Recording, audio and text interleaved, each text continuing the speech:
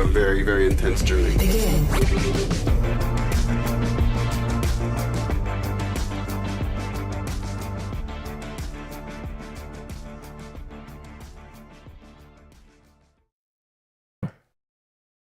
Hello, Internet, and welcome to what is probably episode 162 of Frameskip, a video game podcast.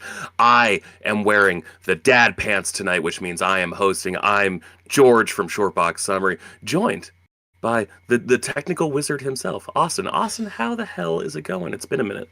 It's going good, George. I don't know if I would call myself the technical wizard, but it's pretty good. Like, I think you're a smart guy. Like, I think base level, you're just like smart. Like, I trust you in a lot of situations. Where I like trust you exceptionally is like anytime I have like a tech question, just because I'm so PC. Yeah. Incapable, one of those words. I just like defer to you, and you usually can explain something in a way that like you're just so much faster than Google, because not only can I can explain what I think the problem is, and then you can tell me what the actual problem is, and then put me on a path towards a solution in a way that frankly Google just can't, where I'm just like, yeah, how to make Oblivion work on Steam Deck, and they're just like, this, you just install it. I'm like, it's a little more complicated than that. Turn it off and back on.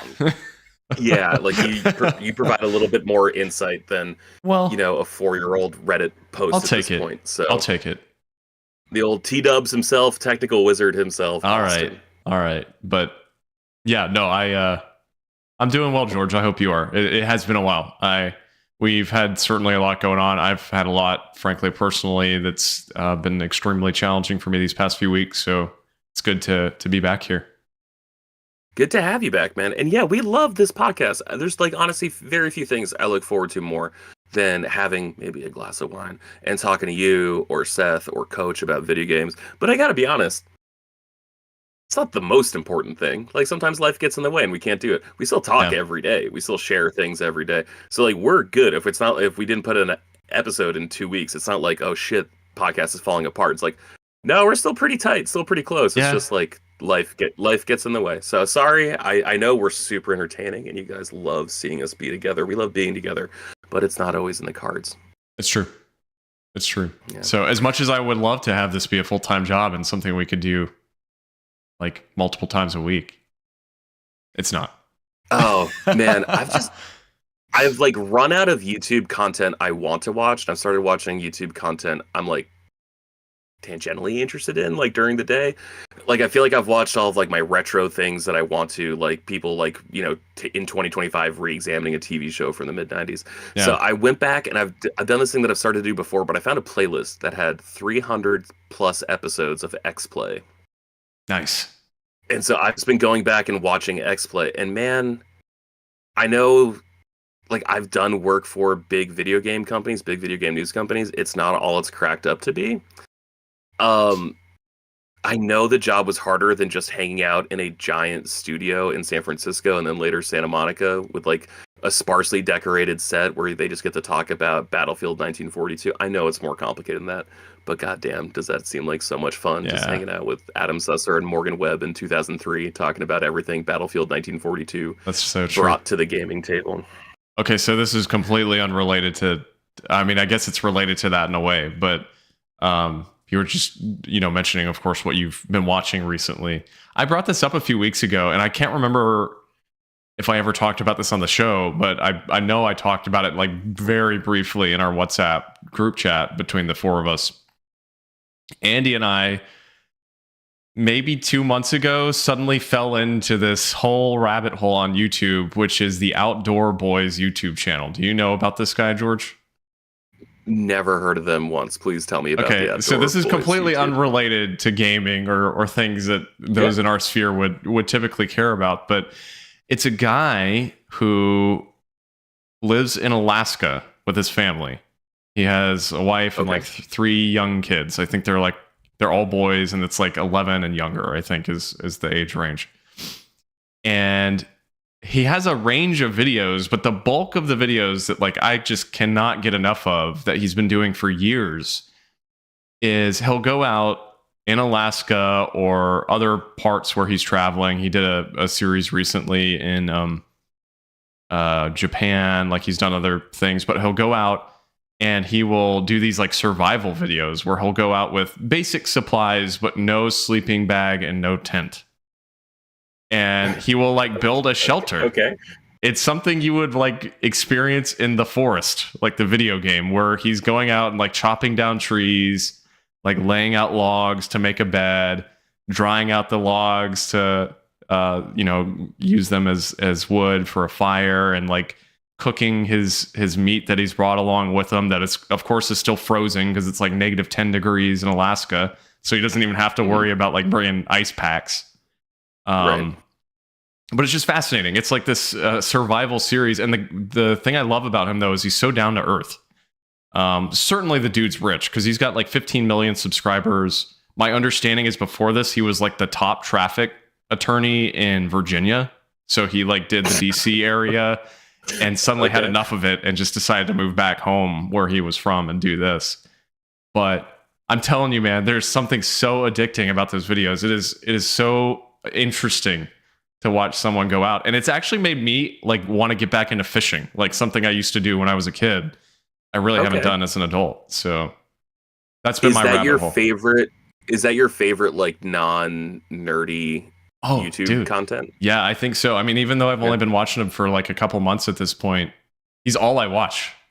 Like everything else that I watch, of course, is, and we'll talk about it in a moment, but like been watching a lot of videos about Steam Deck and the Ambernick and modding and stuff like that. But outside of that, like almost the only thing I watch exclusively outside of the nerd realm on YouTube is Outdoor Boys. the two things I do outside of nerd shit, and I watch basically the same videos you do. I don't understand them, which is why I text you so many times throughout the day being like, wait, what does this mean? Again, T-Dubs himself, technical wizard, Austin.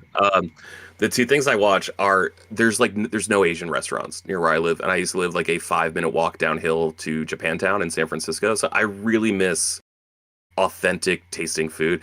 I'm not going to get that here, so I've been like trying to learn how to cook it myself. There's one YouTube channel. I know, no free ads. I don't care. If they want to send us $1 for this, they can.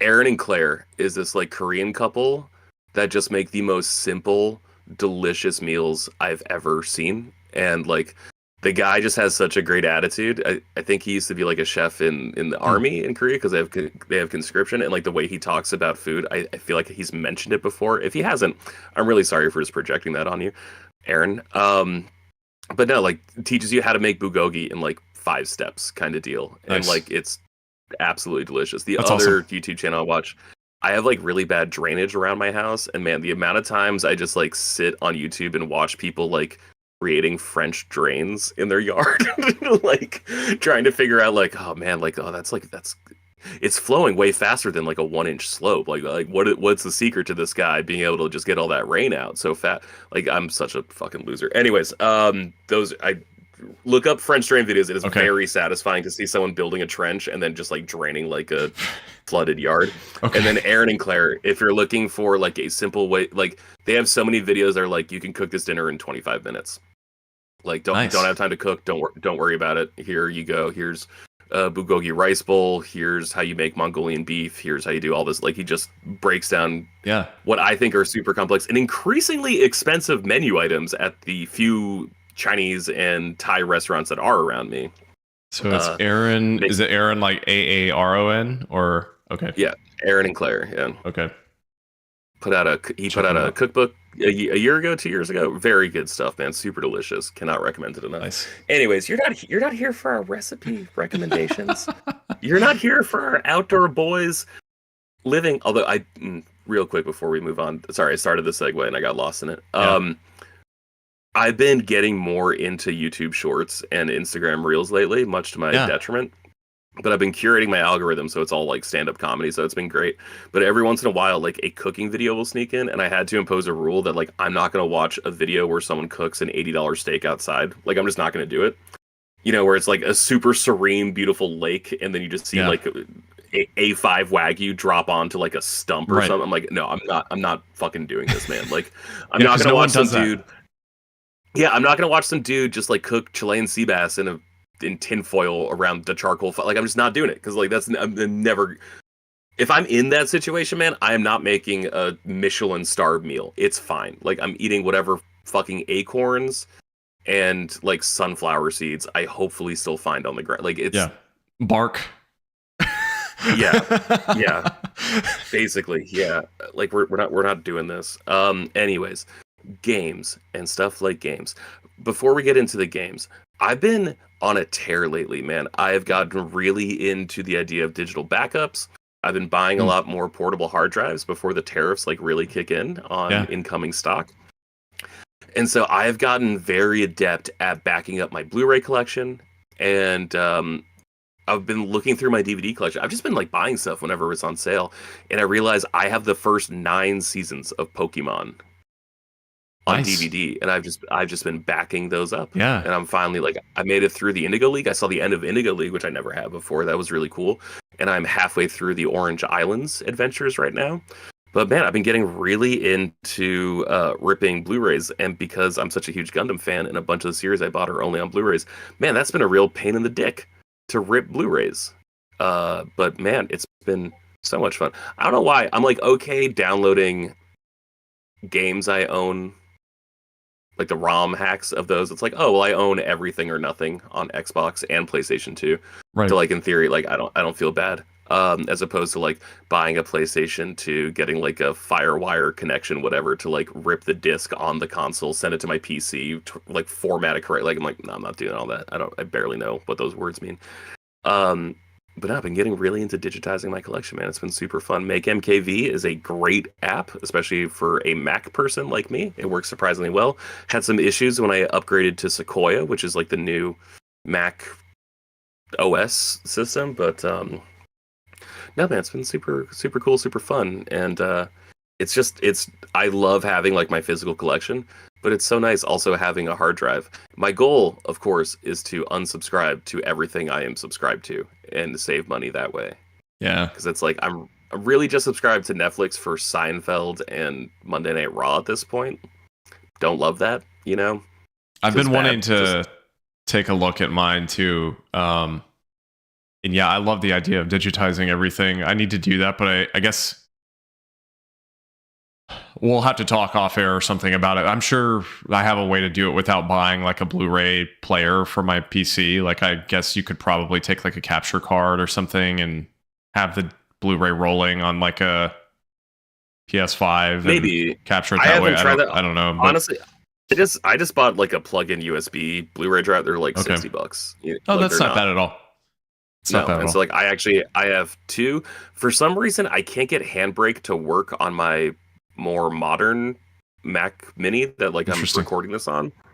But Make MKV works like a dream on it, and it's got a bigger hard drive, and Blu-ray files are huge. So like Right. I've been using that to do my Blu-rays, and I actually have like an older MacBook from like 2016, 2015 maybe. That Handbrake works like a dream on that, and so like that's what I do my DVDs on, Nice. and it's been a really nice system of just doing that. But it's just like there was this show with, remember Andy Richter, like the Mhm. sidekick for Conan O'Brien. He had a show in the 2000s called Andy Richter Controls the Universe, and I found the DVD I bought when I was in high school, Nice. and it's just like I'm super paranoid about disc rot, which is why I backed up like my entire GameCube collection last year, Yeah. and looking to do that for everything else because these are going to go someday, and I don't like that because I bought them.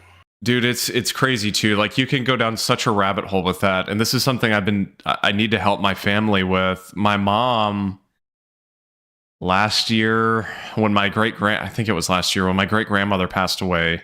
My great grandmother had, and I have them all, this massive collection of photo albums that are literally filled with photos that are like 150 years old, of like my great great grandmother and her family, and then my great grandmother and my great grandfather when they were young, and like all this stuff. And so that's a project I've been wanting to do. My mom bought me this photo scanner that where you can stack in like 50 photos and it'll just shoot them through the scanner, the glass. So Right. Sorry, I'll be You're right fine. back. I'm gonna You're grab fine. something. Yeah. So for the audience, though, that's what I've really been wanting to digitize. All right. George is back. What did you find? Originally, A video capture. yeah, with like the RCA, like the Yeah. for analog video, and bought that specifically. Bought at the time, so I thought I could like stream older game consoles, but realized very quickly that like, oh shit, I can like back up all my dad's old home videos with this, Yeah. and that became like the most important thing to do with that. So, Yeah. yeah, preserve what you've got, make backups, just because there's no Yeah. chance to ever get it again if you lose it. That's So true. just be careful. All So right, I think that's enough of a PSA. I think we're ready to move to games. Austin, what the heck have you been playing lately? Have you been swooned by the Blue Prince? Is that what you've been doing lately? I You've been haven't. I Have you been haven't. south of midnight? I No. haven't. I haven't. I haven't played either of those. Although Blueprints, have you played it out of curiosity? I've watched some videos and like everyone's like, "Oh, the first like big game of the year contenders here," and it just sounds like my nightmare of a game. I'm sure like See, playing it will get you that's addicted, but I'm like, man, from the outside, that's not for me, man. I like puzzle games, but everything I've read about it, I don't know. I'll probably wait for a price drop on it and try it out. I'm just concerned that that's the kind of game I'm going to attempt to like and absolutely hate because of how frustrating it sounds. So Yeah, yeah. anyway, to answer your question Well, though, games like that, games like Transcription, games like Loop Hero, like all these games like sound awesome. Like they sound like they're well made, they sound good. But I'm just like, oh, that's actually just not what I want to do when I have 2 hours and I could sit on a couch and play yeah, games, you know? yeah. But I'll probably play it eventually. I could see it being like a game that Andy and I sit down together and play, like just watching and playing together, since it's just a very puzzle focused game. But as far as what I have actually been playing and not what I'm thinking about playing in the future, of course, more Monster Hunter Wilds on PC.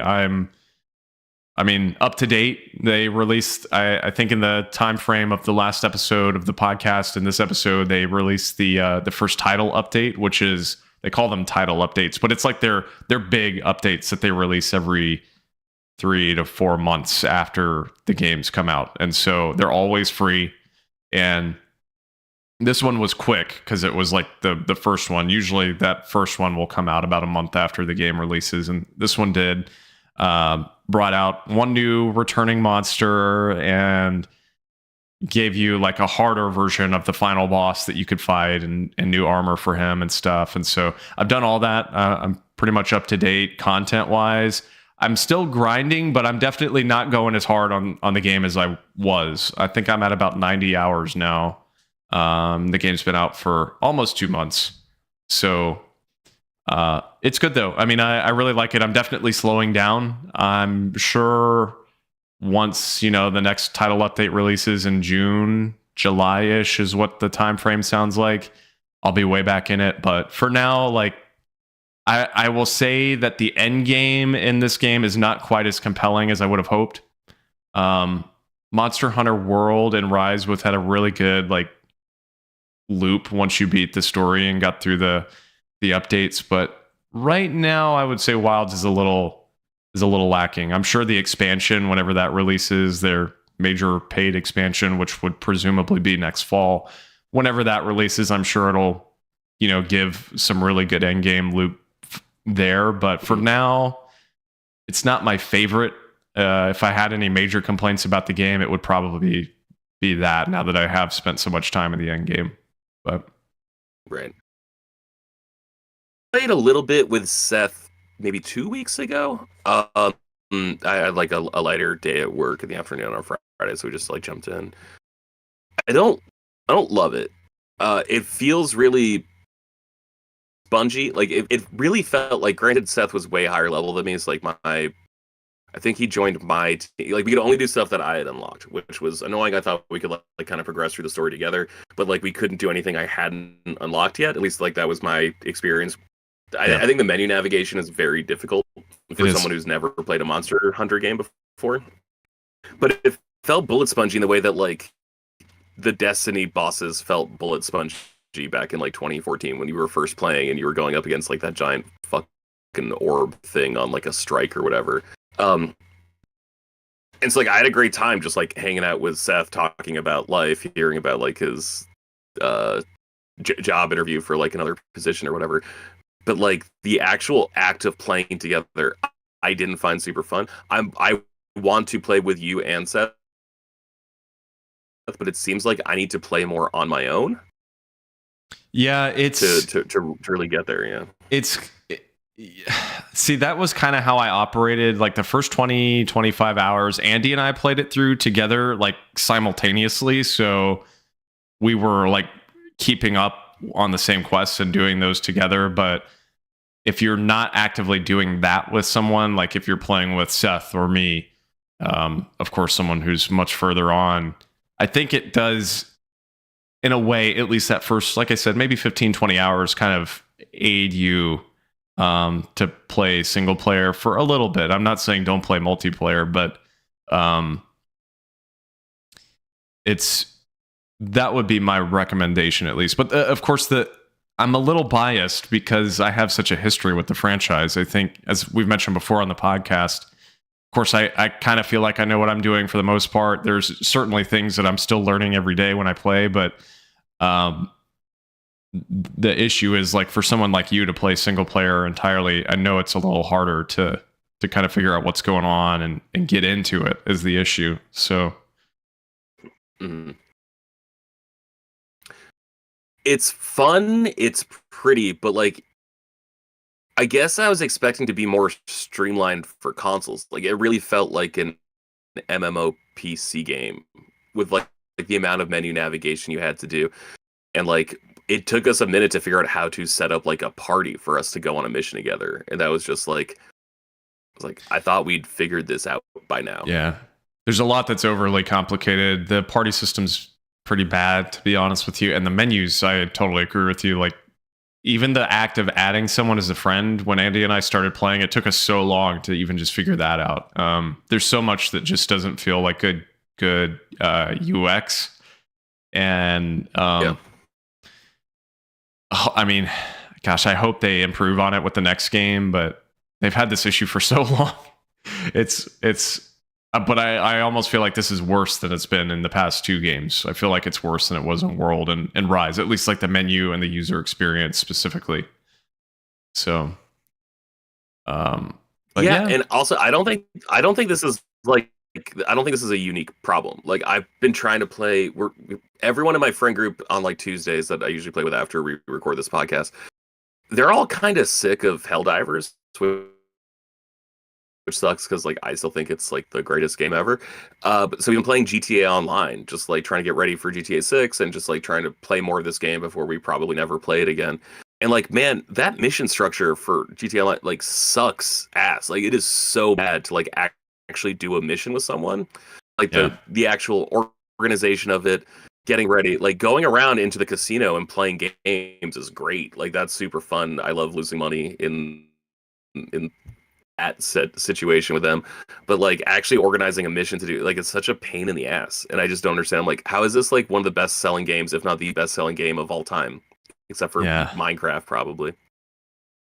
Dude, to get into it, I don't get it. Yeah, I liked GTA Online when it came out, but I don't know how I'd feel about it now because they've added so much to it, and it sounds like an MMO from like everything they've added. So it was pretty simplistic when it first came out. Like you would just go around and there were a few missions you could do, but for the most part, it was like you had 2 or 3 heists at the most, I think. And you could go like rob convenience stores and kill each other. That was like kind of the extent of what you could do. So it sounds very intimidating now, but anyway, it's gorgeous. Like we're playing the PS5 version, and like, I can't believe this is like an online game that's running. Like it's like a miracle that it works, but it's just such a headache to like actually get something started.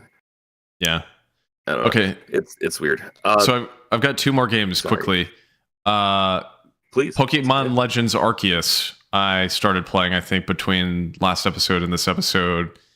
and I'm not super far in. I've only gotten like 2 stars, I think is what they're called, instead of like badges in that game. And so I've played maybe 10 hours, 8 to 10 hours, something like that. I beat the Cleaver, I think is the Hisuian like form of Scyther or whatever, like that gold one. I beat that boss, and I think that's kind of where I stopped. Like I did a little bit after. The problem is I'm running into like I'm just not really wanting to play my Switch right now. Like I just don't want to be on that platform. So I just kind of stopped playing. But I do really like what I've played so far. I am trying to continue it, but my mind has been elsewhere. So, and then the other game I've been playing, I started up. I definitely remember mentioning this on the last episode. I bought the entirety of the Devil May Cry series for like $30 on Steam.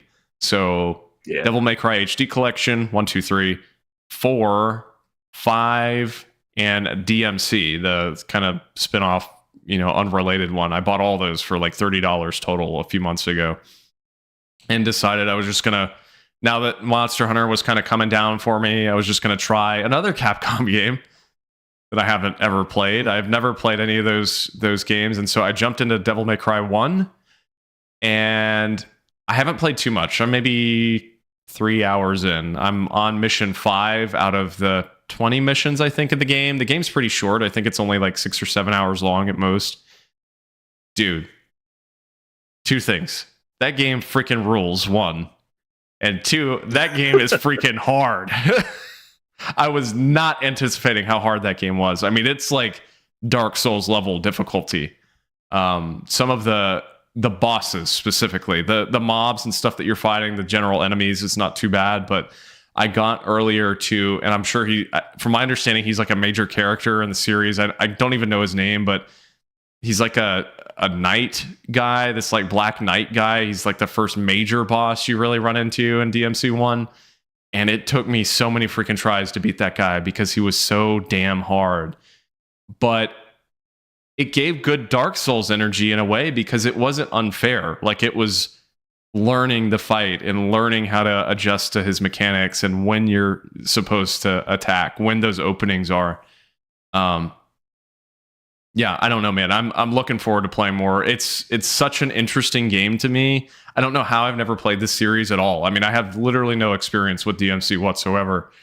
But so far, I really like it. The problem I'm going to run into, though, is do I play 2? Because that's the game that everyone says is not very good. But I'm the kind of person that, like, these games are so short. I mean, I feel like I need to try it. I feel like I need to play it, but I don't know. No, you do. You absolutely do need to play it. Like I'm not a Devil May Cry guy. I don't really like those kinds of action games. Like I find them oddly stressful. So I usually stay away from them. But like even I know like 2's the bad one. 2's dog shit. 3 is like one of the best things that's ever happened in a video game. No, I think you got to try it, man. Like you got to form your own opinion. You got to check it out for yourself. And you're playing it on PC. Yeah, PC. So, and it's interesting. The game, even on PC, the HD collection is pretty old at this point. I think is that a PS3 game? I don't even think that came out on PS4. I can't remember. HD collection was a PS3 game. Yeah. Okay. So, I mean, it's got to be what, like 15 years old, probably 13 to 15 years old, somewhere around there. But it's interesting. Yeah. I'll have to do some research on it, but it seems like the HD collection, when you boot it up, is a launcher for like basically each game that's like upscaled. So you'll boot it up, it'll show the splash screen with 1, 2, and 3. You click 1, and the whole thing closes, and you're on your desktop. And then suddenly this random screen pops up with 1. And it's so low resolution compared to the launcher. It's very interesting. I don't know if it's like the original PC version of the game or something that they've just compiled into this launcher, but it runs well, it plays well. So that's all that matters, I suppose. Yeah, that's great. You're actually the second person to bring up that game series is on sale. I work with a video editor who's a huge gamer, and like we always just talk games, but like we're usually the first two people in the meeting. We're like, so dude, what have you been playing lately? And he was like, dude, you got to grab this. It's on sale. And like you sent me that link about Metro 2033 Redux being free. As soon as you sent that, I immediately sent that to him because I'm like, hey man, it's free, and like I know you have a Steam Deck, so like grab it while you can. Yeah. So he was the one who told me about the DMC sale after you. I might check it out on PlayStation 3 just to give it a whirl. I've been itching Yeah. to get more into retro games, which is why the number one game I've been playing lately, and I've mentioned it to you and I mentioned it to Fabio, two people who I know love the shit out of games. And the response from either of you is either I have no idea this game existed or oh my god, I completely forgot that game was a thing. I am talking about Advent Rising, which is a third-person shooter from the original Xbox era. It is available now on Series X, Series S, Xbox One, all that shit. It's like a Xbox classic. I think it's even on PC. This game got so much hate because instead of doing like it's a third-person shooter with like a lock-on system, but it doesn't have Z targeting the way that like Ocarina of Time does. It has like flick targeting. So like you use the right joystick, which is the same joystick you use to move the camera, and then you like flick it in the direction of an enemy, and then you start shooting them. I think halfway through the game. It is supposed to be a very short game. I played it for like 3 hours. This game fucking rocks, Austin. Like this game is like if Halo and Mass Effect had a baby. The presentation is incredible, and like the script writing is amazing. You play humans in like the far-flung future. Earth was destroyed. You managed to escape and survive. You make contact with this alien species, and this alien species is like, "Hey, we've long admired humans. Man, you guys have had it really rough. We're really sorry about the Seekers or whatever the fuck they're called destroying you, but we have bad news. Like they're gonna find you again. We think in like 3 days. You guys need to prepare." And literally right after that meeting, the Seekers find you and start attacking you, and then it's just off to the races from there. This game is such an anachronism of the time it came out in because it is so clunky with so many good ideas. And I gotta be honest, Austin, my head's been turning nonstop thinking about this game because this is what I think I miss about games. Do you remember a time before controls were like universal? Square meant reload, before R1 meant shoot, before L1 meant aim. This game, back then, every game was trying to solve something. And the reason Halo was so much bigger back in 2001, back in 2004 when Halo 2 came out, the reason those games were so big was because they were so much better, smarter, and faster than their competitors. There's a bunch of great shooters I love, especially from that era. I love Pariah on the original Xbox. I love Area 51. That one was on Xbox and PS2. Those are great games. They don't feel as good as Halo, which is why Halo is still around. And people are like, oh, fuck, Area 51. Yeah, I remember that game. There's a reason why you forgot about it until I just said it. Because those games were trying, and they just didn't nail it the way Halo did. And now other games have nailed it better than Halo, which is why Halo is like, yeah, Infinite was okay. That pursuit of like figuring out the best way for a game to play, I miss that. That was when games were most interesting. It was a race to figure out the best way for someone to interact with it. And man, I just can't stop thinking about that game. I'm so excited to finish it probably this weekend. Although it's WrestleMania weekend, so I don't know if I'll finish it this weekend, maybe next weekend. But god damn, Austin, that game is on PC. You're the T-dubs, you're the technical wizard. When you get your Steam Deck, you got to figure out how to make it run on your Steam Deck. And then you got to tell me so I can just have this game with me on the go wherever I go because it is such a blast to play. I'm not saying it's like a great game, but it's so charming for what it was trying to do, especially back then. And you will see the Mass Effect influence immediately. You will see the Halo influence immediately. Sorry, Mass Effect influence is incorrect. The Knights of the Old Republic influence immediately, which then they re-borrowed back for Mass Effect. What a game. It is not perfect. It is highly enjoyable, despite how frustrating it is to play with that stupid flick targeting system.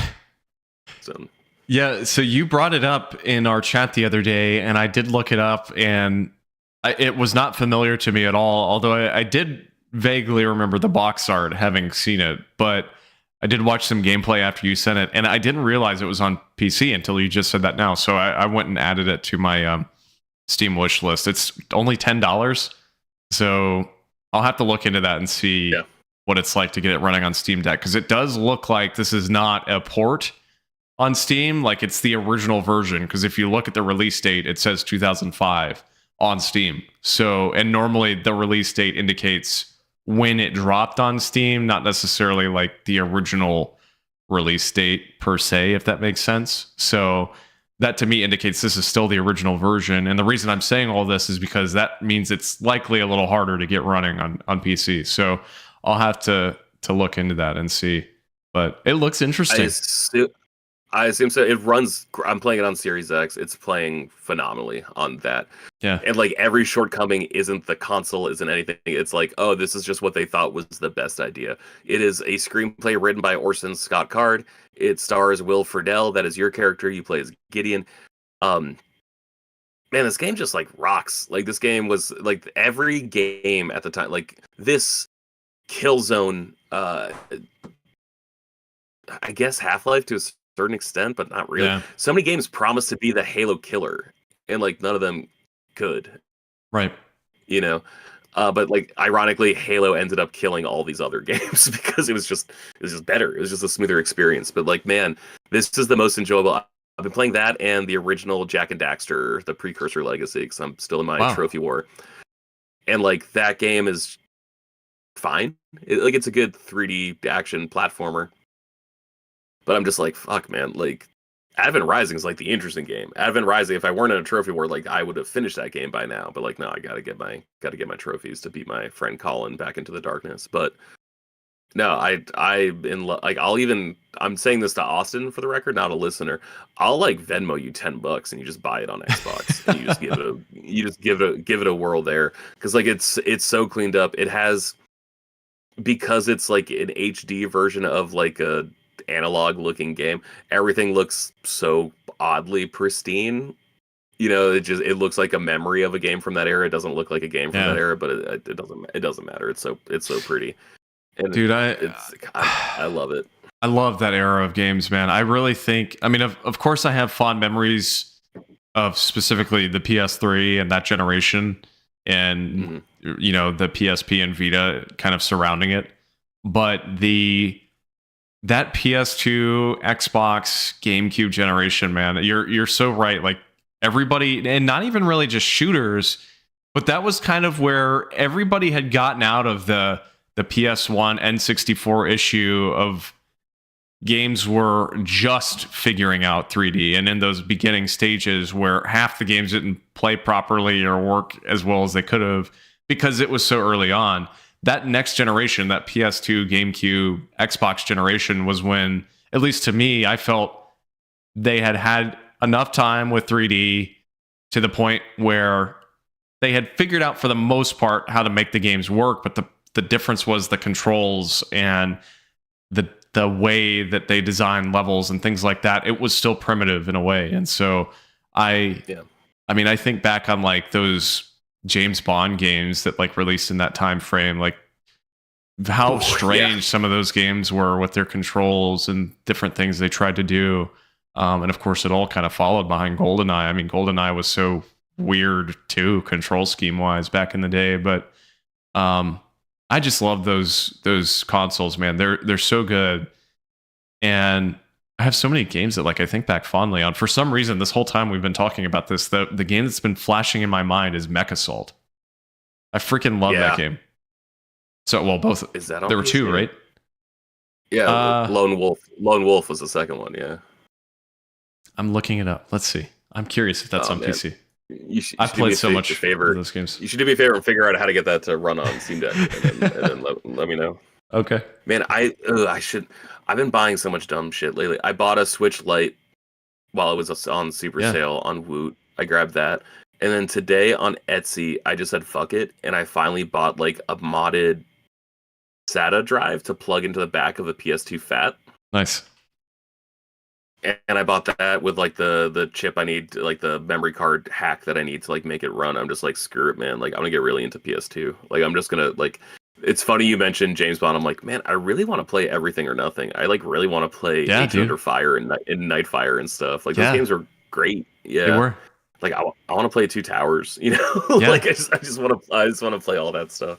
So just to Um, quickly answer the question, Mech Assault, neither of them are on PC. So it looks like your only option for PC or Steam Deck would be Xbox emulation. So I'll have to figure that I out. need to I need to do more research into how that works. The only thing I've seen about like emulation actually being good on Steam Deck is GameCube. I know Yeah. once you figure it out, I know that works really well. And I have a friend, I'm not going to name them, who's cracked PS2 emulation and has a great time and is able to like dock it and like actually play with a buddy like at Nice. work on their lunch breaks and stuff. I'll send you details. Okay. But that actually, I'm glad we're talking about the Steam Deck now. Let's dovetail into next subject. You bought a Steam Deck. That's super exciting. You also bought the Ambernic RG35 Flip Boy. I don't know what it's Yeah. called. I have the XX. Why I'm do they not have sure such which one long you names? It's the RG35XXSP. Well, okay, we know why it's the SP at the end, but yeah, I have here just like the regular RG35. I just wanted a vertical system because I feel like everything I have now is horizontal, so I just Yeah. wanted something that was something that I could very easily fit into a pocket and have like a USB charging, so I could just charge that with my iPad and my phone and do all Yeah. that stuff for like traveling.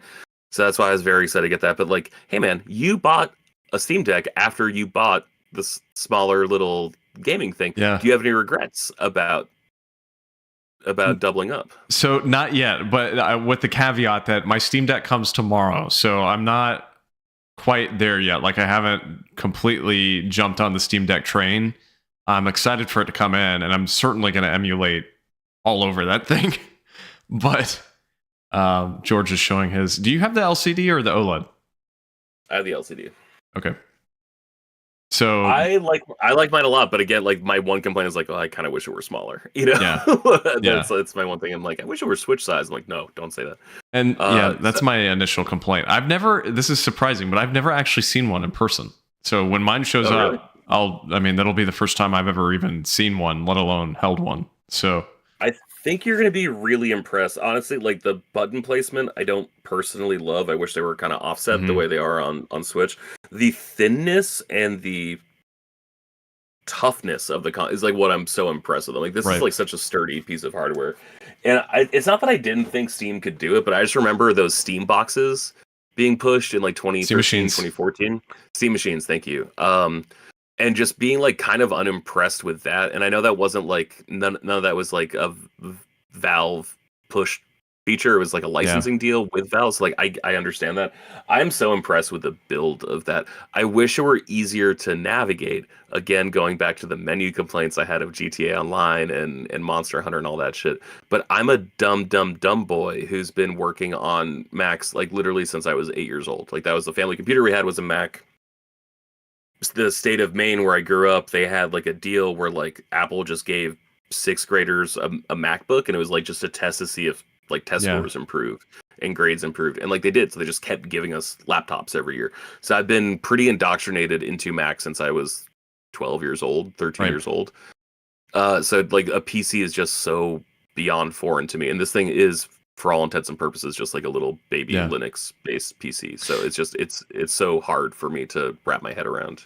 So I do want to just back up because I didn't fully answer your question. As far as do I regret getting the Ambernic ahead of the Steam Deck? Well, let me first say, and we'll get into this when we talk about Switch 2 here in a few minutes, but when I bought the Ambernic, I was fully expecting the Steam Deck wasn't even on my mind.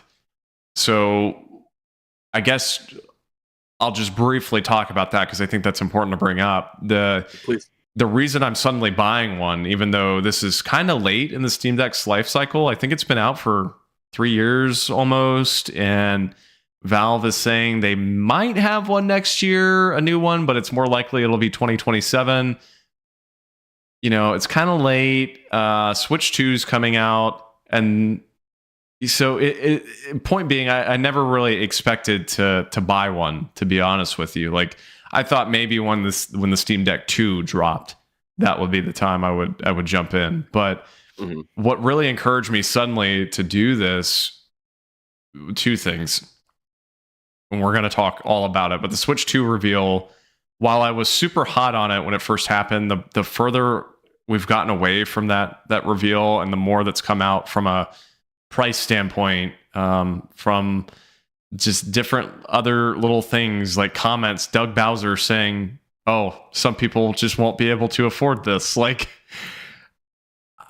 it just kind of pushed me away from the Switch 2. So I'm sure I'll still get one eventually, but it made me, point being, more inclined to get a Steam Deck right now. That was kind of the immediate aftermath of that. And then secondly, I don't want to get political, but you do have to, of course, mention the tariffs when it comes to the gaming industry right now, and what could possibly happen, not just to games, but to the rest of our life, as far as the possibility of prices going up in our day-to-day lives on groceries and goods and things like that. And so, Well, that quick interject. It's like especially frustrating because, again, to not get political, under the Biden administration, the CHIPS Act was passed, which seemed like there was actually bringing like chip production and like more high tech manufacturing to the states. And so, like, this decision by the current Trump administration makes it harder to import materials now, which is extremely frustrating, but also seems like it's kind of self sabotaging those production facilities, which is like, I think getting things like that is the ultimate end goal of the tariffs to try to spur manufacturing back in the US. And it's just like, hey, man, like, don't bite the hand that's feeding you right now before we actually get into like a comfortable enough foundation to like push this manufacturing widespread. It's just like, man, this is like such a frustrating time. And like you sent an article to our WhatsApp the other day saying that like certain things are exempt from the tariffs, but other things aren't, and that includes video game consoles, right? yeah, because they fit under a different international trade code, yeah, versus computer parts and stuff like that. But the reason I'm bringing all that up, of course, it's going to have an impact on our lives, no matter, again, I'm not giving my viewpoint on that because I don't feel like that's my place. But either way, it's going to have. I'm a libtard cuck. Come at me whenever you guys want. It's fine. Yeah. It's going to have some impact on our lives, and I think a likely outcome. Again, this is just me giving a fact, not an opinion on something. But the other day, China and Vietnam signed an agreement, kind of in reaction to all this with the U.S., and so the Switch 2 made in China and Vietnam. So I think there's a very real possibility. Those, of course, China's already being tariffed, but I think Vietnam could certainly fall under that as well. And so all of that to say, I think there's a very real possibility the Switch 2 increases in price here. Mm-hmm. The games are already expensive. You've got an $80 Mario Kart game. You're dropping Breath of the Wild and Tears of the Kingdom, games that have been out for years, at $80 on Switch if you don't have them already, an upgrade. All that combines to me for Steam Deck to, well, it may be a little more expensive right now. The one I bought was $550 because I got the 512 gigabyte OLED. But in the long term, those Steam games, dude, they're so cheap. Like, yeah, of course they'll come out at full price. AAA games will come out at full price. But look, to go back earlier in the conversation, I bought 6 DMC games for $30. So not even that, but like, let's say the Switch 2 is extremely popular despite the price. That means third-party games are going to come to Switch, which means like developers already have an incentive to make it for a high-powered handheld, right? Like, so like it's kind of building in an audience there for third-party games at the very least, anyway.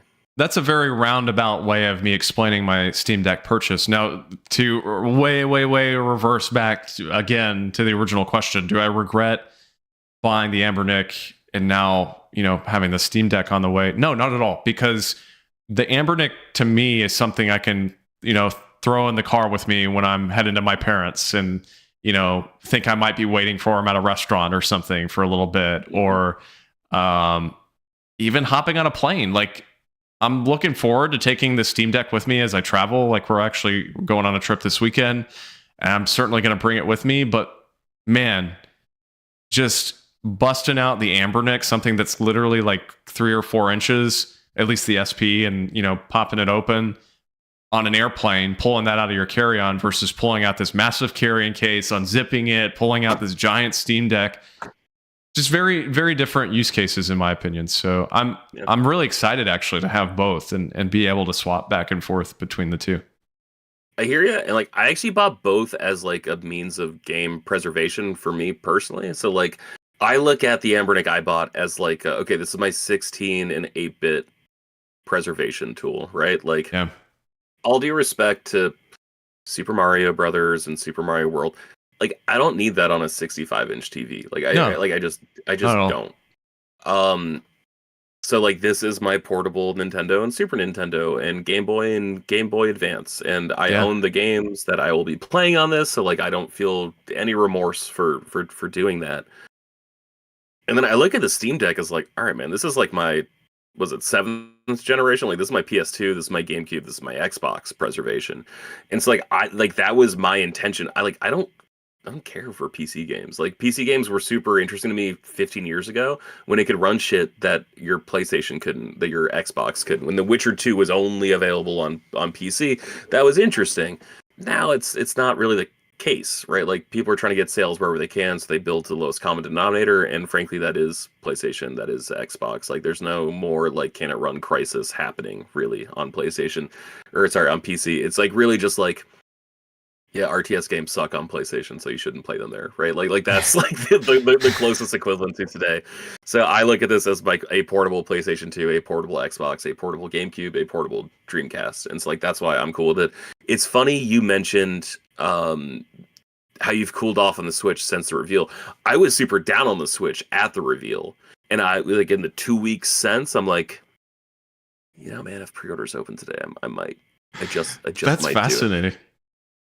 I was so pissed the day of, and like we've been talking about it nonstop, where it feels like Nintendo has this PlayStation 3 launch era of hubris when it comes to the Switch, where it's just like, yeah, it's expensive, but you little piggies are going to pay for it. Like that's like the attitude it feels like they have, and that is absolutely the vibe I'm getting from some of these things. But also, like you compare it to like a ROG Ally or something, right? Like it has comparable both have LCD screens, Yeah. both have HDR, but like the Switch is like half the price of the Rogue Ally. So it's like, all right, that's still like a deal, right? Yeah. And it's thin. Little, yeah, it's super thin. It's like little shystery things where it's like, all right, what first party games did you guys show off? Like, oh, you showed off Donkey Kong Bonanza, which looks pretty good. I'm not a huge Donkey Kong platformer guy, but like it's got Mario Odyssey vibes, right? It's like that's cool. Cool. What's the other thing you showed off? I don't remember what it's called. The wheelchair game, Drag and drive. Dragon Drive. I don't want to do that. I don't want to like have like two Nintendo Switch Joy-Cons on a table to like pull myself forward. I'm like, no, this feels like worse than like Wii era Waggle. Like at least then like, oh, there's Waggle in Super Mario Galaxy. I'm like, yeah, you just have to point the remote. Like it's fine. Like that's okay. Like, oh, to play Star Wars Force Unleashed, I gotta shake it to swing my sword. Like that's whatever. That's fine. This feels like way more intensive and like, oh, you're actually changing the way I want to play games. I don't like that. And then like the $10 welcome park fee or whatever the fuck that game is, like that is honestly bad. Like that is just optically bad of them to do. But so much other things about this console I think are doing right. It sucks that like they're locking GameCube behind this as like an exclusive feature, because I'm like, bro, like Coach has talked about this ad nauseum about like, no, like we saw Super Mario Sunshine, like that was clearly them testing out the emulator for GameCube games on Switch. Yeah. It's like, yeah, they did it. They cracked it, and they put one GameCube game on. And the two GameCube games that people still want released on Switch, they're just clearly never going to fucking do. So like Twilight Princess and Wind Waker, like the two Wii U upgrade ports of GameCube that they have brought, like every other Wii U game has been fine to bring to Switch, but like, nah, we're actually not going to bring these two to the consoles. Like, you're so close to having every Zelda game available on one console, and you're going to stop the buck short at the last two games that are like the most in-demand ones. Like that's beyond frustrating. But I don't know, man. Besides that, everything seems fine to me. Like you mentioned, like the Breath of the Wild and the Tears of the Kingdom. Yeah, you have to pay to upgrade those, or if you have a Nintendo Switch Online membership, it's like a free upgrade, much the same way. Like, I don't think I paid for the Mario Kart DLC because I'm a Yeah. Nintendo Switch Online member, and that is easily like the most affordable of any of the online services from any of the consoles manufacturers right now. It's like that's okay to me. I might actually play Breath of the Wild now on Switch 2 if I were to get one, just because I played it on Wii U and like it was okay, and then I just didn't want Yeah. to play it again on Switch. Um, I'm excited to finally play like Scarlet and Violet. I think every Pokemon game should get a free update. I think Link's Awakening, is that a free update, or is that It is. Link's paywall? Awakening and Echoes of Okay. Wisdom are both getting free updates. Okay, good. They should. Those are two super exciting games. Those are like, I'd say like those are worth getting a console for, like a Switch. Like Yeah. I could see someone getting a Switch Lite for either one of those games. So like, For sure. yeah, that should get an upgrade on the Yeah. new console. In so much the same way that I treated my PlayStation 5 as a super PlayStation 4 for the first fucking 4 years of owning one. I feel like I'm probably going to do that with a Switch 2. And if it stays at the same price, I'm incredibly open to getting one at its price. I also think releasing a console in June is fucking cool. Yeah. I think that is such a sick time to do something like this, but I've been talking for too long, so please take it away. Well, there's a lot. I think you and I are on the same page. It's just we're at different points, like with possibly purchasing, I think. Although, I don't know. There's a lot that I overlap with you on. So, like, for example, if it does stay at $450, if that Mario Kart bundle does drop at $500, like, I'm pretty open to purchasing one early. I mean, I'm a huge Mario Kart fan. I always have been, of course. And Mario Kart World, is that the name of the game? Yeah. Mario Kart World Tour. Yeah. Is it World Tour? I thought that was a phone one. I think that's why I keep getting mixed up, though, is because of World Tour. Yeah. Yeah. So Mario Kart World, I think looks excellent. Like, I mean, of course, we haven't had a new Mario Kart game in 10 years, 13 years, really? When did 8 originally come out? I don't even know. It's been a long time. It's been at least a decade. Like 11 years. I think I grabbed it in 2014, right when I moved back to Boston. I bought that. I bought GTA on PlayStation 4, and I bought Far Cry 4 the same day. And that just financially ruined me for like a month and a half. Totally worth it. It was May 2014. So, yeah, I mean, 11 years almost at this point. I mean, that alone, if the game is good, if it's really a big upgrade from 8 and 8 Deluxe, I mean, gosh, $500 is a lot of money, but at the same time, I played so much of 8. I mean,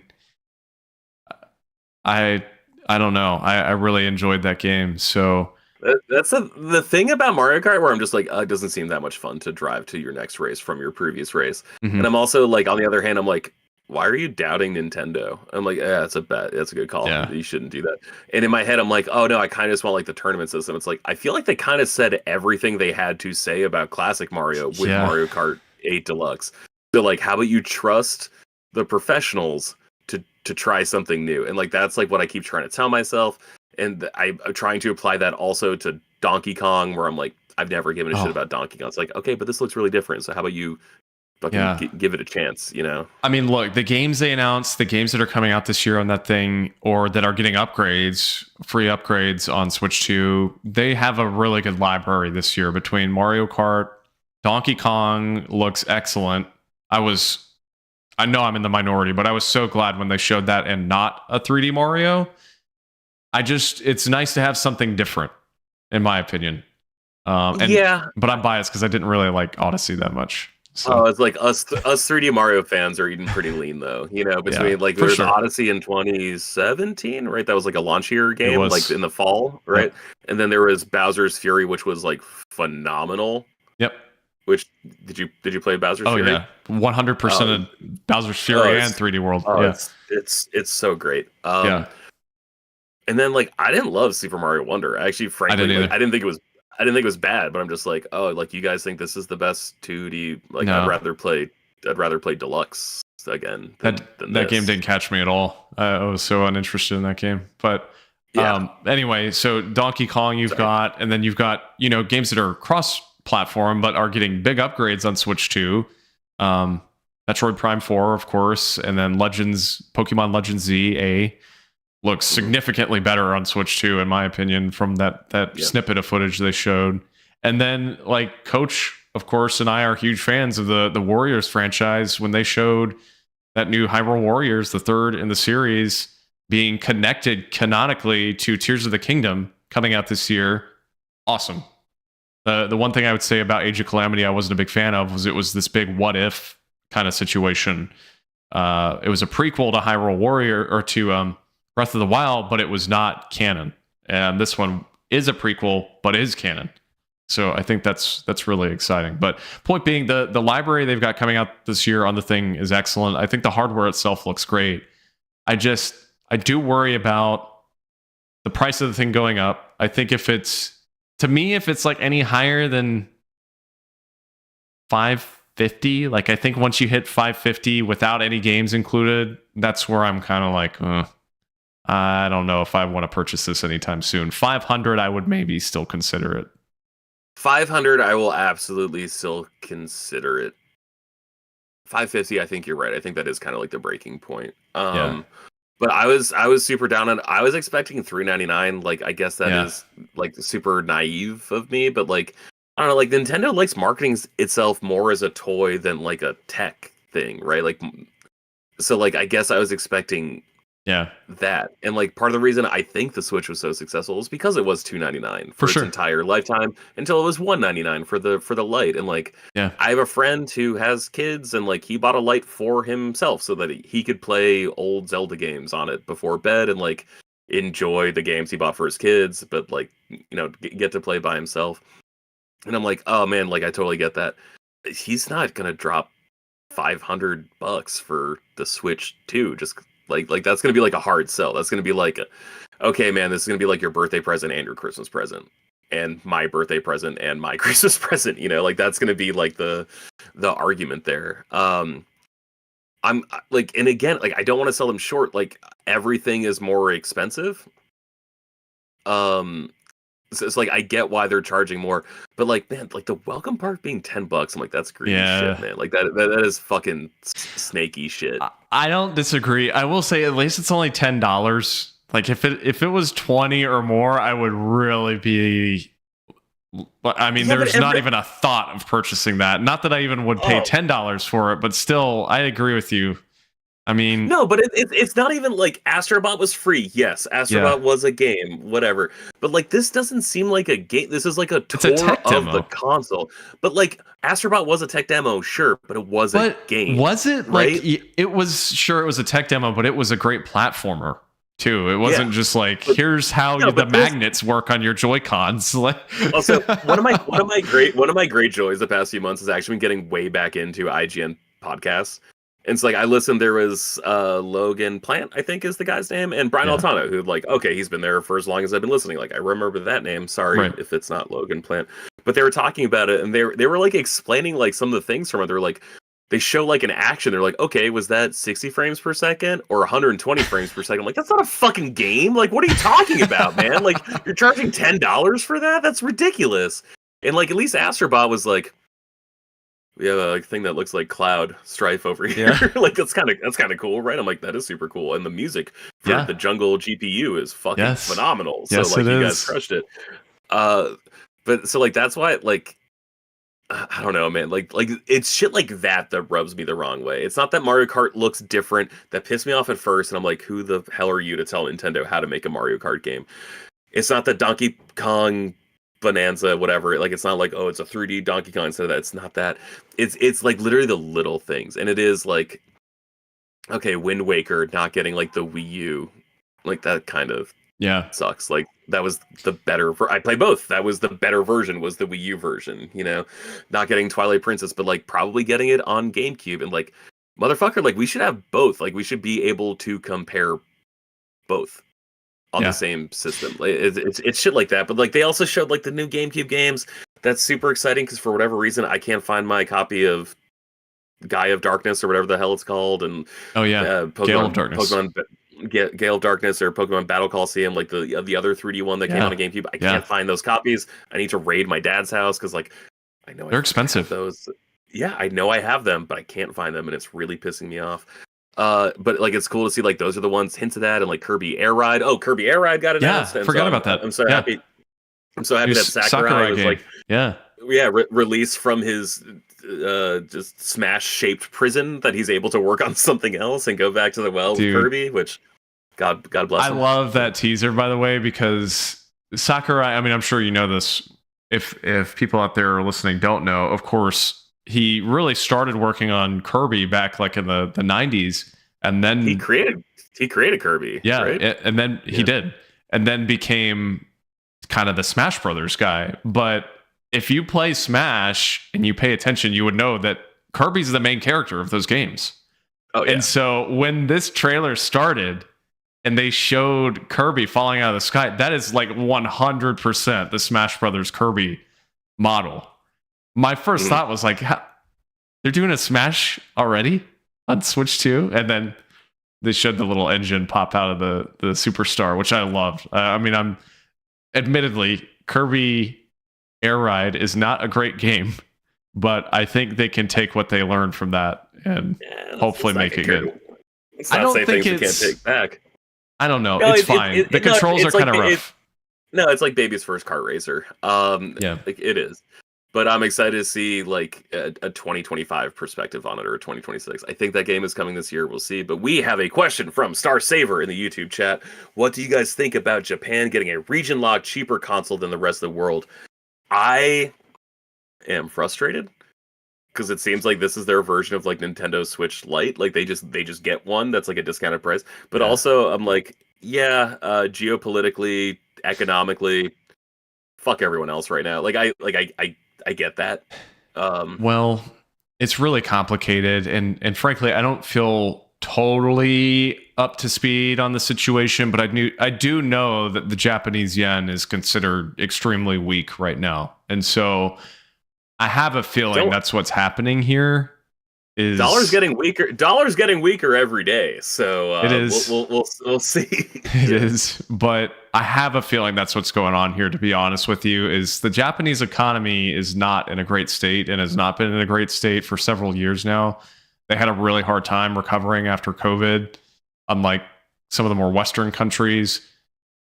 I have a feeling, this is just speculation, but I have a feeling that's why they're getting that version of the system. And for those who are unaware, it's the equivalent of about $350 US. So it's about $100 cheaper. It can only have Japanese language on the system, so there's no English compatibility whatsoever. I'm assuming that means it can only access the Japanese eShop. I don't know though.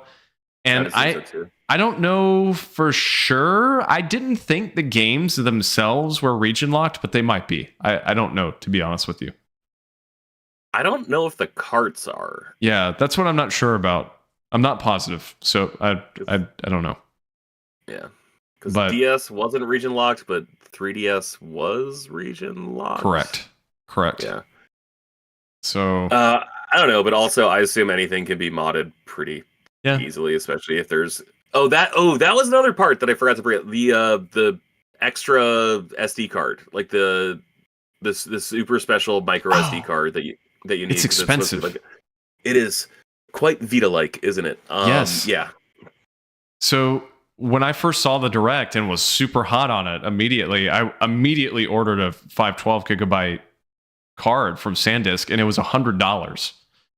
Well, I just bought I don't have it with me, but for my Steam Deck, a 512 gigabyte SD that fits with the Steam Deck specifications. And admittedly, it's way slower, but it was $37 versus $100. Yeah, so that's rough. Yeah, I was a little disingenuous comparing it to Vita, but like the presentation of it was very Vita-like. It wasn't like it's going to cost $120 for 64 gigabyte. Like you're not like paying like that kind of astronomical pricing, but you're not paying it too. Like it is like a little like, oh, you guys purposely didn't have this in the announcement because like you knew it would make you look bad.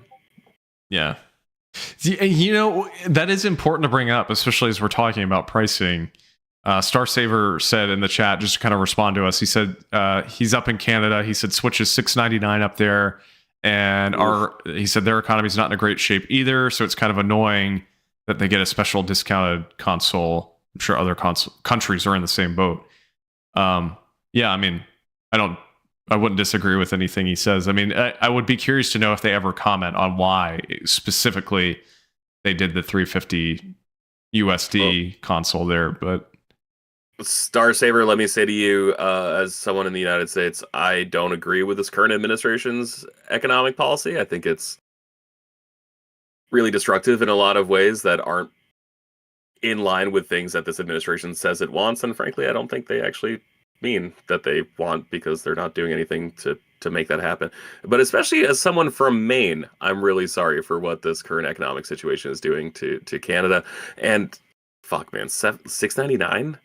Yeah, that is pretty intense. It's just like the sticker shock of that is just like such a big ass number, man. Like I don't know what to do with that. Like I was freaking out at 500 with a game, you know. Yeah. But I do want to focus on that. So the reason I want to stick on this is you brought up something which still really bugs me, which is the fact that they had this whole hour-long thing about the Switch 2 and didn't give the prices on anything during that direct. And I've heard some people say, well, it's probably because the direct was like shown off to all Western countries. And that's not how that works. It's shown off by like the marketing divisions of Nintendo. So the Japanese, they had a different direct than the Americans had. And they could have easily put different than Europe, different than South America, Latin America, all that stuff. They could have easily put prices in that direct. And I know clearly that was a marketing decision for them, but it just felt so shady to have this hour-long direct, end it with no sense of price discussion, and then all that come out in press releases.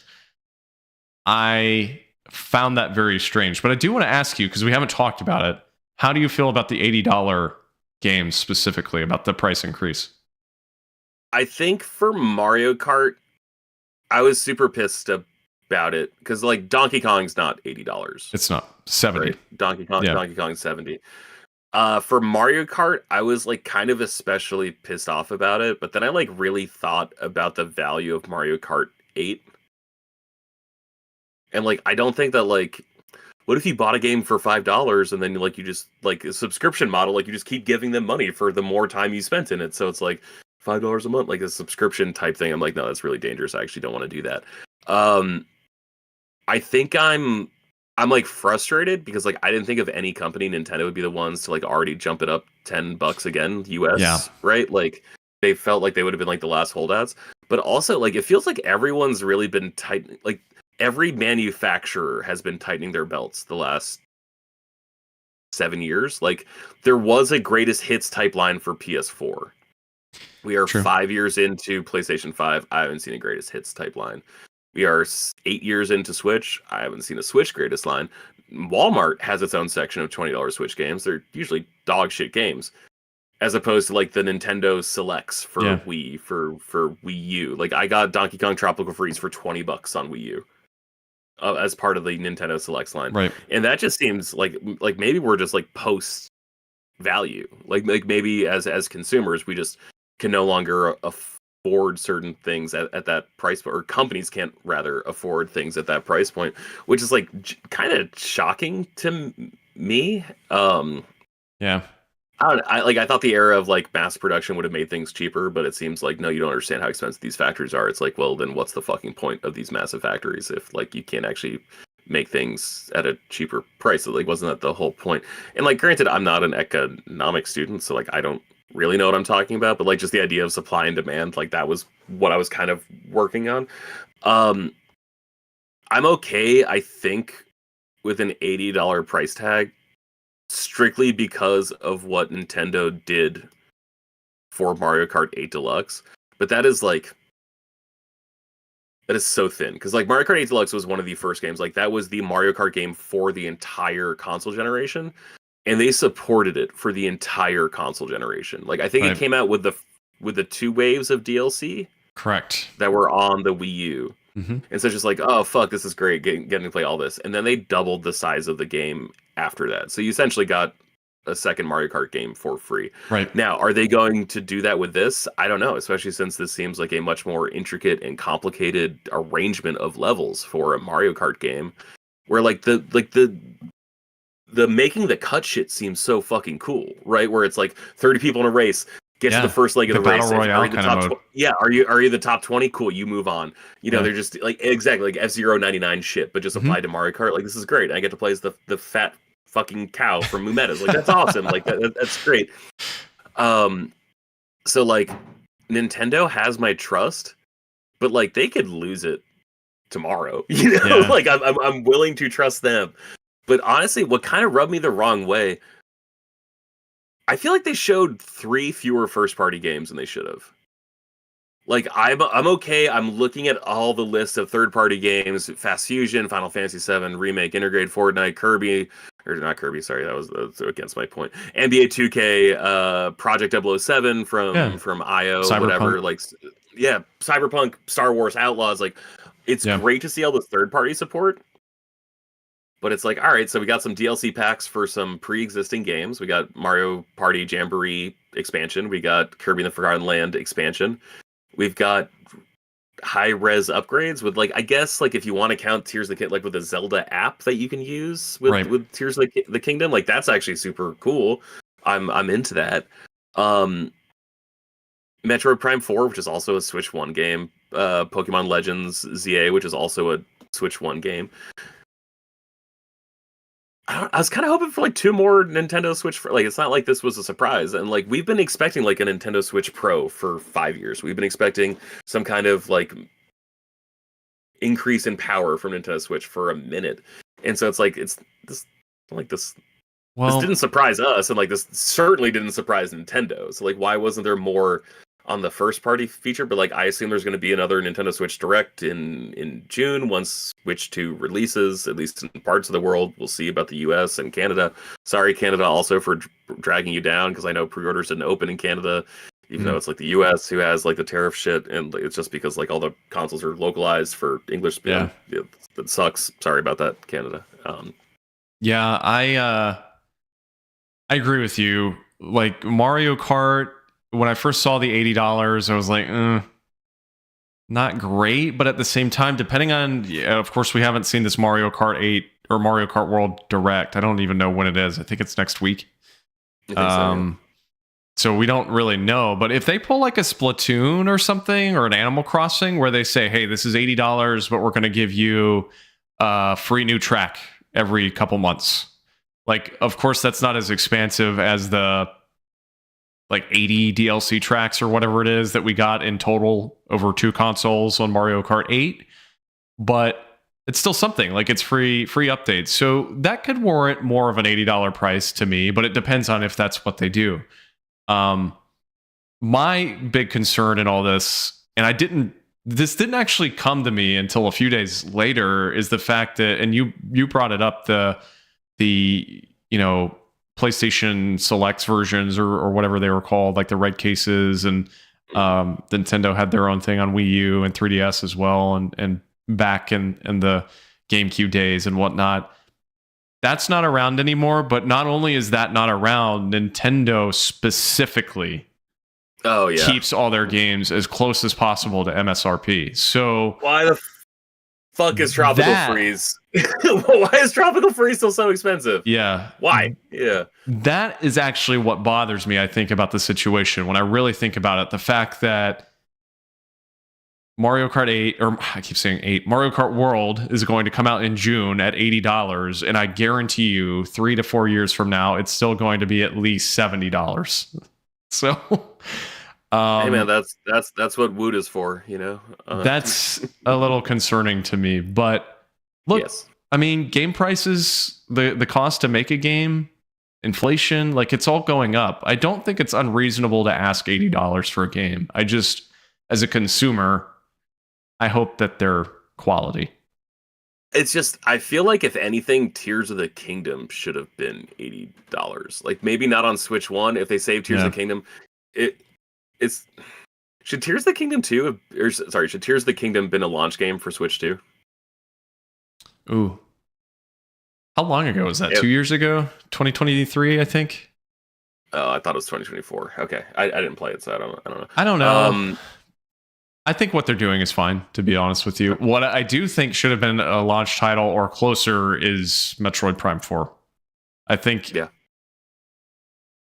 They couldn't, though, because they announced it at the 2018, 2019. Yeah. Like, I was still living in San Francisco when they announced that. I don't know. I feel like I'm a big fan of the consoles. This is just a personal problem, I suppose. But I'm a big fan of when consoles come out and have two good first-party games. This one's not really. It's just Mario Kart, and that's pretty much it. I mean, you've got the remasters or upgrades for the Zeldas, but there's not really anything else coming out launch day. I assume it's gonna launch, but like I also like I don't remember the details exactly. So like Soul Calibur 2 is coming to the GameCube online, which is super cool. Awesome.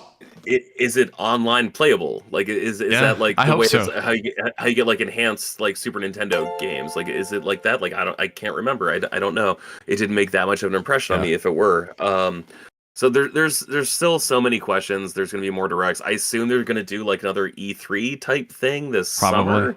Probably not in June and maybe, but like also I do kind of like that Donkey Kong's releasing not at launch but 2 weeks later. Like it does give me like Melee vibes for GameCube, where it's just like, oh hey, by the way, like get your shit for launch, and then in 2 weeks when you're hungry for a new game, we got you right here, you know. So just two things. The Star Saver in the chat said $80 games they can live with, and N64 games used to be crazy expensive, and that is so true. Super Nintendo as well had like $120 games. I think one of the Final Fantasy or Dragon Warrior back in the day, like one of them was like $140 or something on Super Nintendo.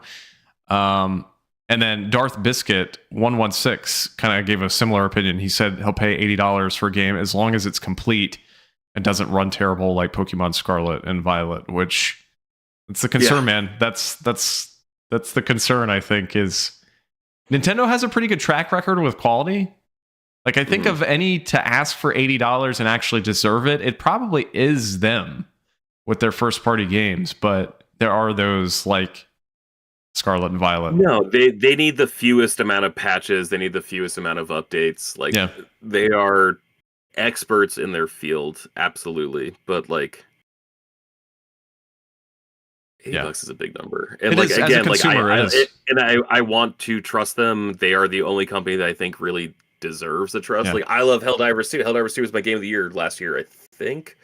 Probably. Or no, Astrobot was. Helldivers was my runner-up.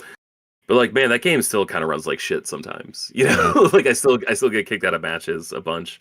I'm looking for something really quick. Because like I understand that games used to be more expensive. And so like technically you're coming out ahead now. Like paying $80 now is not the same as paying $80 in the 90s.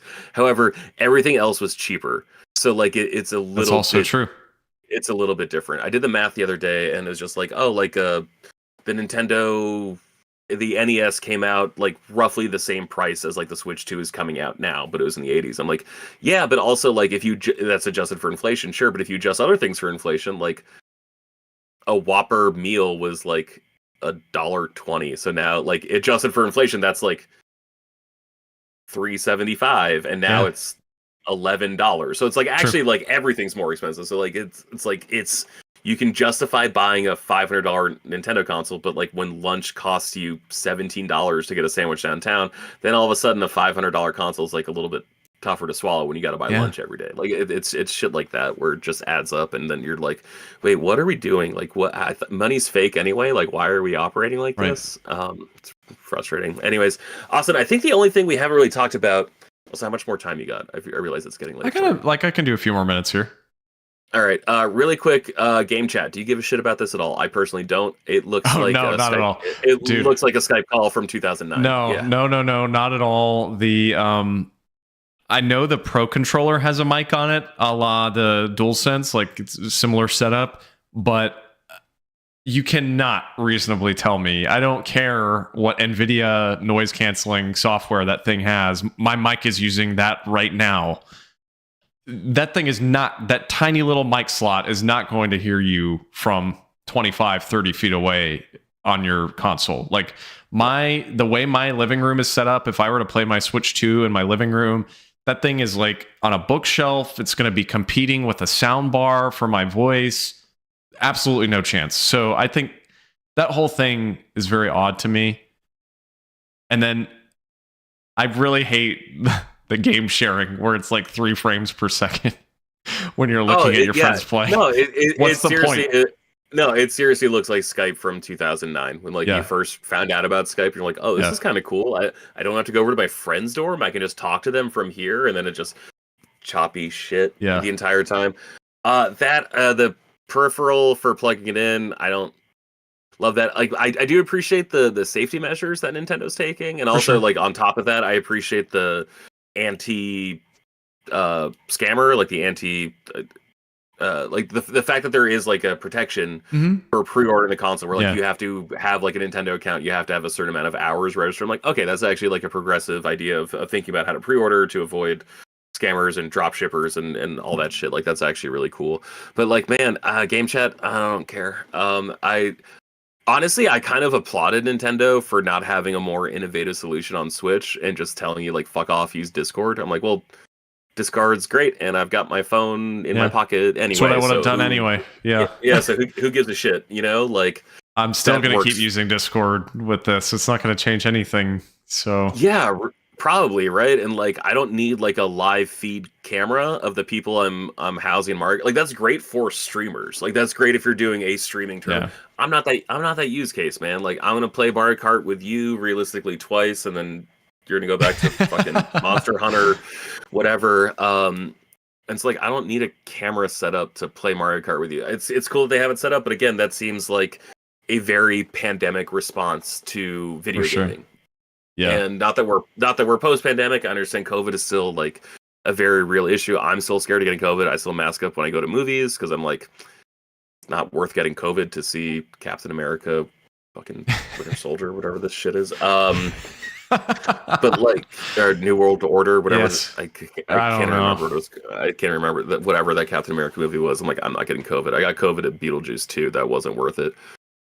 Good movie, but not worth COVID. So like, yeah, I don't care about that. But I think we covered pretty much all of our bases when it came to Switch.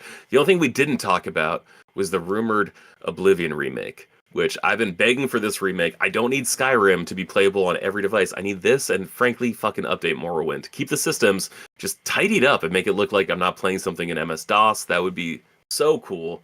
And God, I hope this is true, because I've tried to get Oblivion to work on my Steam Deck, and I want to pull my hair out, and I hate everything about it.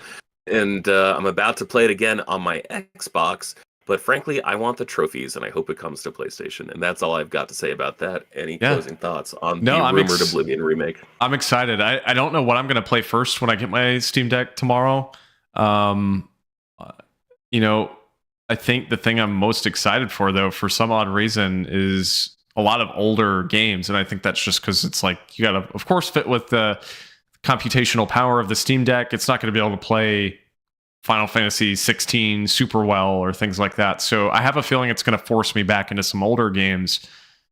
And Skyrim is one of them. That's something we talked about, I think, before we started streaming here. But I never beat Skyrim. I got to the final mission in Skyrim, ironically, on the PS3 after it had been patched a little bit. It still wasn't great, but lucky bastard. I never got that far in PS3. Yeah. I got pretty far, and that's the last time I really played it. So I actually think that might be the first, if not one of the first games I play on the Steam Deck. But I've never played any other Elder Scrolls games. Skyrim's the only one I've played. If they drop that Oblivion upgrade, remaster, whatever, next week, like that rumor is saying, Jeff Grubb corroborated that this morning along with Insider Gaming. I saw that. Yeah. And Eurogamer too. Yeah. Yeah. I mean, it sounds like it's happening. So I don't know exactly what's going on with Microsoft. I don't know if they have like an event scheduled for next week and I'm just not aware of it, or if this is going to be like a shadow drop situation. But man, if they drop that, that might be what I play instead of Skyrim first on the deck, because I always hear so much good about that game. hope it comes to PlayStation. I'm a little worried because Indiana Jones is coming out, I think, this week or next week on PlayStation. They're like, you bitches already got your Microsoft game. Like, let us have this for a bit.